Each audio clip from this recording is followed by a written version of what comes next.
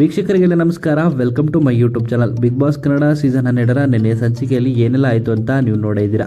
ಇನ್ನು big boss ಮನೆಯಲ್ಲಿ ಇವತ್ತಿನ ಸಂಚಿಕೆಯಲ್ಲಿ ನೋಡೋದಾದರೆ ಮೊದಲನೇದಾಗಿ ಒಂದು ಪೇಪರ್ ಟಾಸ್ಕ್ನ ಕೊಟ್ಟಿದ್ದಾರೆ.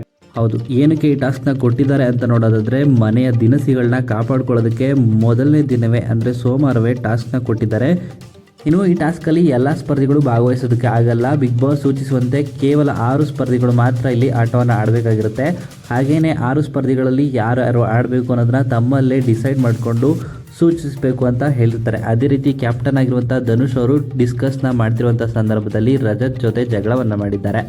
ರಜತ್ ಅವರು ಈ ಟಾಸ್ಕ್ನ ಆಡೋದಕ್ಕೆ ನಾನೇ ಹೋಗ್ತೀನಿ ಅಂತ ಇಲ್ಲಿ ಹೇಳಿದಾಗ ಬೇಡ ಅಂತ ಧನುಷ್ ಇಲ್ಲಿ ಹೇಳಿದ್ದಾರೆ. ಯಾಕೆ ಹೋಗಬಾರ್ದು ಗುರು, ನಾನು ಇಲ್ಲಿ ಆಟ ಆಡೋದಕ್ಕೆ ಬಂದಿರೋದು ಅಂತ ಹೇಳಿ ಧನುಷ್ ಅವರ ಜೊತೆ ಜಗಳ ಕೇಳಿದ್ದಾರೆ. ನಿಮಗೆ ರಜತ್ ಬಗ್ಗೆ ಗೊತ್ತೇ ಇದೆ, ಯಾವ ವಿಷಯಕ್ಕೆಲ್ಲ ಜಗಳ ಆಡ್ತಾರೆ, ಯಾವ ರೀತಿ ಇರ್ತಾರೆ ಅಂತ. ಅದೇ ರೀತಿಯಲ್ಲಿ ಧನುಷ್ ಜೊತೆ ಒಂದು ಸಣ್ಣ ವಿಷಯಕ್ಕೆ ಜಗಳವೇ ಆಗೋಗಿದೆ.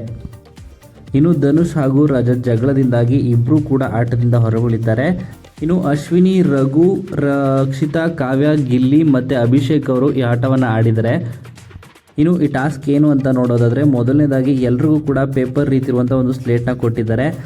ಇನ್ನು ಈ ಟಾಸ್ಕಲ್ಲಿ ಎಲ್ಲರೂ ಕೂಡ ಒಂದೇ ರೀತಿಯ ಆನ್ಸರ್ನ ಬರೀಬೇಕು. ಹೌದು, ಬಿಗ್ ಬಾಸ್ ಟಿವಿಯಲ್ಲಿ ಕೇಳುವಂಥ ಪ್ರಶ್ನೆಗೆ ಎಲ್ಲ ಸ್ಪರ್ಧಿಗಳು ಒಂದೇ ರೀತಿಯಾದ ಉತ್ತರವನ್ನು ಕೊಡಬೇಕು.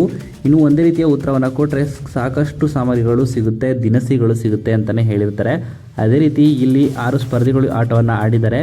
ಅತಿ ಹೆಚ್ಚು ಚೆನ್ನಾಗಿ ಆಡಿರೋದು ಅಂದರೆ ಗಿಲ್ಲಿ ಮತ್ತು ಕಾವ್ಯ ಅಂತಲೇ ಹೇಳ್ಬೋದು. ಅದರಲ್ಲೂ ರಕ್ಷಿತರು ಕೂಡ ಆಲ್ಮೋಸ್ಟ್ ಆಟ ಆಡಿದ್ದಾರೆ.